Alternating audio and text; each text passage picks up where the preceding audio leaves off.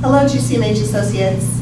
We're here for week 5 of videos that Adam and other hospital leaders have recorded to keep you up to date on the unique and unprecedented situation that has confronted not only our hospital, but healthcare organizations throughout the nation and the world, we could say. So today, Adam, let's begin with the communication that our team members heard this week concerning the staff reductions, the changes, the temporary scheduling changes that are going to affect our entire workforce.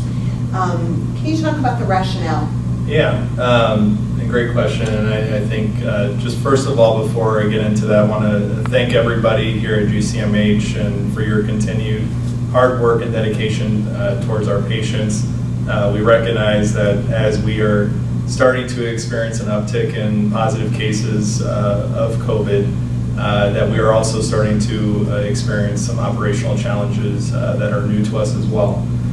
So the rationale behind some of the staffing changes really comes down to we've been in this situation a little bit longer, so we're starting to experience and understand what our financial loss is here at GCMH and for UniPoint Health, with a lot of our services on the outpatient side being closed or reduced from a volume perspective. So locally, what we're forecasting on a month-to-month basis, if we were to take no action, we are seeing about a $600,000 to $800,000 loss within our operations. I want to reinforce that we are doing a lot of other things outside the communication that went out earlier this week related to our people, as far as trying to secure funding from the federal assistance and state assistance programs, which is contributing to that offset of loss. But we recognize that what we were experiencing from a financial perspective, we wanted to take a very proactive approach.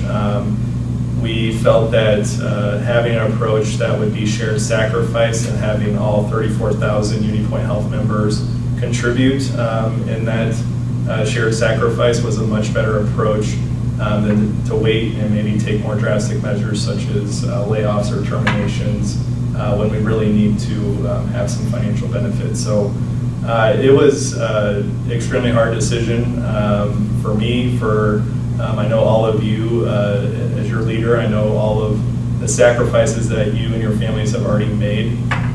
So to, again, pull even more from you, I think I recognize and acknowledge that it even adds more stress and concern to the situation.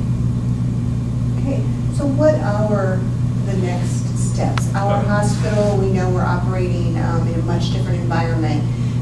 We know that we have not had a surge or experienced a surge of COVID patients yet, but are there plans for beyond the present? Yeah. Yes, there is, and as from an incident command perspective, what we're really trying to focus on, and there's kind of 3 different plans that are going on. I think we've been in the first plan for quite some time as far as that preparedness and kind of the clinical operations and how we appropriately take care of COVID patients here, and then how we surge and activate a surge plan if need be. So could not be more proud of how prepared we are and ready we are. And I think that's really showing through now that we're starting to see more positive COVID patients.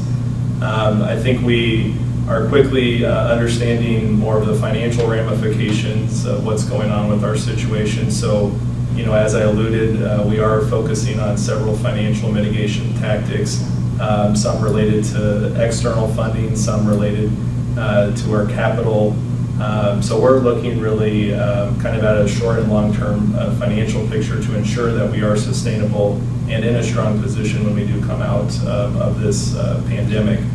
And then really the third phase, which is more optimistic and exciting to talk about, is kind of this reactivation plan. And this is something our incident command is really going to start digging into next week. It's something that Iowa Hospital Association, UniPoint Health is actively working on as well, of really understanding that this pandemic may last months and longer than we all want, but a recognition that we may have to operate and open up some of our outpatient services that look very different from how we historically have operated, but do so in a very safe manner. And I think that's a new challenge in addition to what we have experienced in the last 5 weeks. But know that we will plan for that and come up with a very, again, safe but productive plan here locally. That is exciting news to hear that there are some plans for reactivation. What about treatment right now? What have you heard from the health system in terms of treatment of COVID patients within our health system? Yeah, I think there's, again, time is kind of our greatest asset at the moment. Dr. Neverman would be able to speak better than I about the treatment options, but as you all are aware, there's several treatment options that are being developed and in clinical trials across the state. There's been drugs called remdesivir, which is a clinical trial in Chicago. They're stating that in Iowa right now we don't have enough cases to qualify for that. There's been some new studies released about hydroxychloroquine and actually some adverse effects that is having from a treatment modality. So I would still say that we're very much in this clinical trial and error phase, but have been really impressed with UniPoint Health physician leadership with how engaged and plugged in they are with all the treatment modalities that you're hearing on a national level. That is exciting news. What about testing? I think, as maybe I've heard conversations around the hospital and people talking about the tracks we need to take or the steps we need to take to get back to full operations. Testing for people is a big part of that. Yep. Are we hearing anything more optimistic about that in our state? I would say that this is an ongoing process, so I think we've had some steps forward and then we've had some steps back. So most recently the step back would be the Abbott point of care test that was really not as accurate, I think, as a lot of our physicians and providers wanted it to be. So UniPoint Health is making the decision not to utilize that right now to test our patients. You are seeing other platforms go live across all UniPoint Health senior affiliates called Cepheid testing, which is another form of COVID testing. So when that ramps up, that should expand capacity within the health system. And then I know Governor Reynolds yesterday released kind of a drive-through program called Test Iowa, which will be going on around the state, and it's really an online assessment that you can take. So I think an acknowledgement by UniPoint Health and other state officials that testing is very key in order for us to kind of open up back society and get back to some sense of normalization. But like other countries, other states, there's really inadequate supply of what's needed in order to scale that right now, which is unfortunate. Good news on those fronts, though. That there's progress being made. There's progress being made. Right. Getting back to our workforce here, what can our team expect to be hearing from HR, from you? And maybe can you touch on some of what will be maintained even as hours are reduced for our workforce as a shared sacrifice through this financial strain? Yeah, I think you bring up a very important point. Our greatest asset, and this is true for GCMH as well as our people, and we would not be where we are, we would not have the success that we've had without all of you. So UniPoint Health and we, I like to think, are more committed to our people here at GCMH. We made the early decision when this pandemic started that we were going to keep our associate and team members whole in preparation for the pandemic and what was kind of unknown at that time. We are going to honor the May merit increases that will be coming out just as acknowledgement of thank you for all the hard work that went on last year. And then we are not laying off any team members at this point.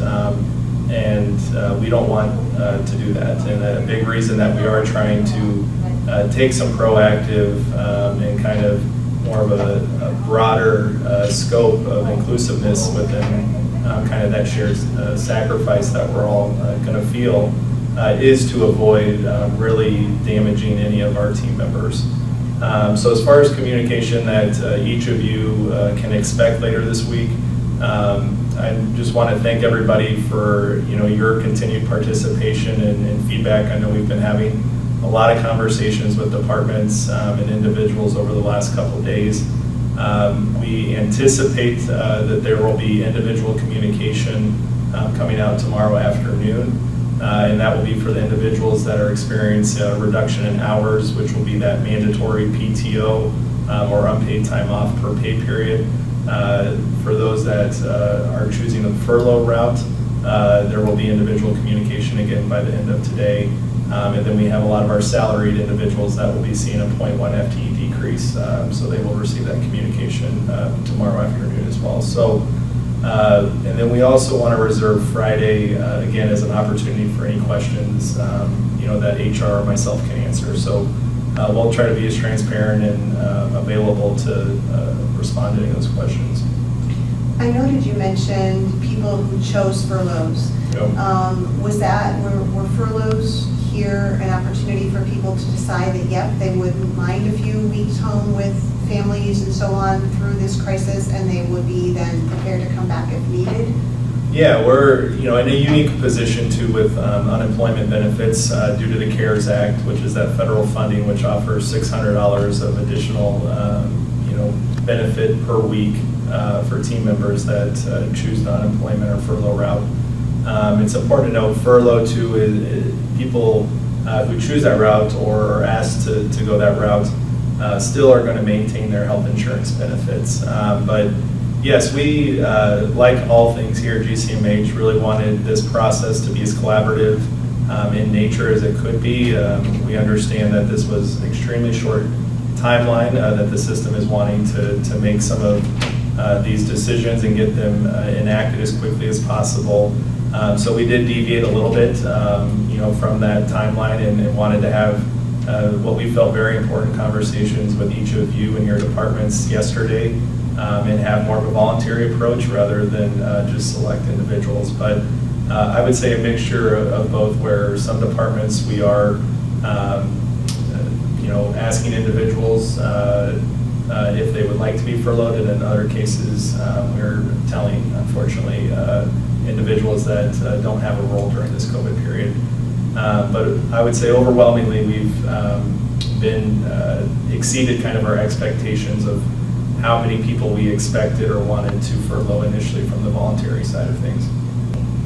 As our organization's leader, you and I chatted about this maybe in almost a joking fashion, that there's been a lot of changes and things going on very rapidly in healthcare since you joined us as our leader.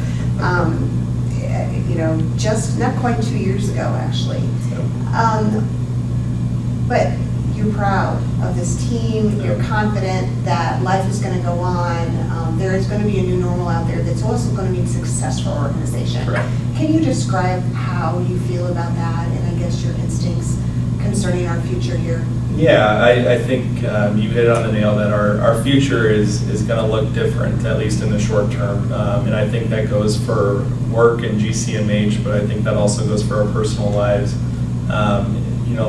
For me, as I've been coping just with what's going on, I think like anything that has happened in my life, and I'm sure this is true for a lot of people, it allows you to put things in perspective very quickly and find some gratitude in your life. So I would just, as challenging and exhausting and emotionally draining this process and just time for all of us has been, really encourage you to find gratitude in something that you're very enjoyable for in your life. And that's kind of what keeps me motivated.